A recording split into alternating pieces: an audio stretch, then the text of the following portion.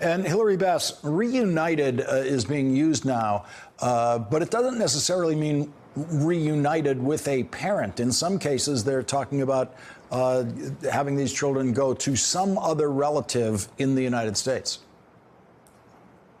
That's correct, Lawrence. And we also spoke to a number of women today who indicated that they had provided information about sponsors in the U.S. for their separated children.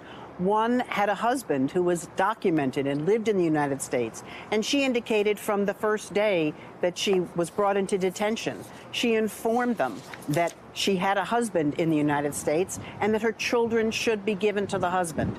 And yet, despite that, after 4 weeks of being in detention, there's been no effort to reunite the children with their father. So there are all kinds of stories that we heard today that really reflect the lack of transparency in this process. These women who are in detention, many of them have not heard from their children. They don't know where their children are, and no one is telling them what the process will be to allow them to be reunified. Some went so far as to tell us, we know we have legitimate asylum claims. We would give it all up if you will just return us to our children. And that's a scary thought, because that would seem to indicate that people with legitimate bases to be in the United States legally are going to give up those rights just to be prevented, just so that they can be back with their children. We have a graphic on the bottom of the screen, HHS 2,047 separated children still in custody.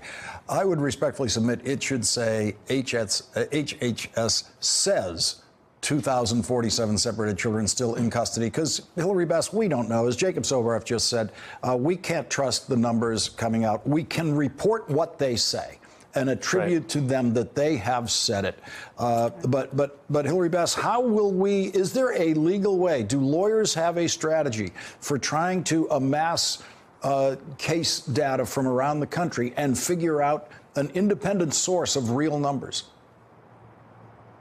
Well, as I told these sobbing women today, American lawyers will not rest until every one of them is reunified with their children.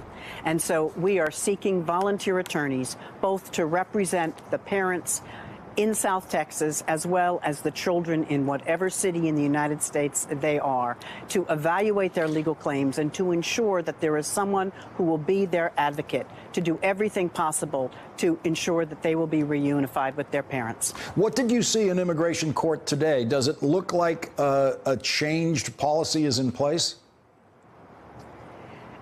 Immigration court, there were 75 people, each of which got to spend about 2 minutes with the public defender to tell them the rights they were waiving by virtue of going through this criminal process and admitting guilt for having illegally crossed the border.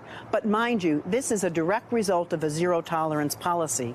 Previously, many of these people would have been immediately deported if they didn't have a basis for an asylum claim without going through this kangaroo court of 75 people walking in and raising their right hand and all saying, yes, they were guilty of illegally crossing the border.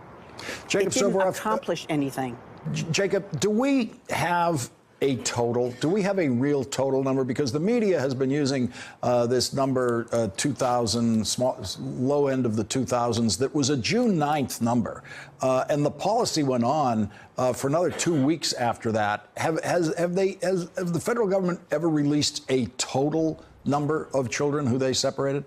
No, and actually, Lawrence, it's not just on the back end, it's on the front end as well. You know, we have been told that policy, before it was announced, was sort of unofficially in place. Parents were getting separated from their children for the simple act of the misdemeanor of crossing over the border before the official policy actually was enacted. And I just want to say something about what you said earlier about independent verification. I spent the day I'm back in Los Angeles. I spent the day on the phone here with immigrants' rights groups on the ground. I think the biggest Central American population in the country, if I'm not mistaken, is here in Los Angeles. And those groups are not able to independently verify the numbers of separated children that are on the ground in ORR facilities here, even the ones that have their numbers on the wall in those facilities in order for those immigrants to be able to make a call to those groups if they need them. That is all still being worked out here on the back end by the groups that are supposed to be the ones looking out for these folks. And Hilarie Bass, at what point might these parents lose their parental rights and lose their children to an adoption process that they cannot control? The big concern is that these parents get deported while their children are in some distant city. And since we have reason to believe that these records are not accurate, some of those children may have been identified as unaccompanied when in fact they were accompanied with a parent, but they were separated at the border. And it's unclear that any of the documentation that the government bureaucracies currently have is accurate in really telling us which parent goes with which child.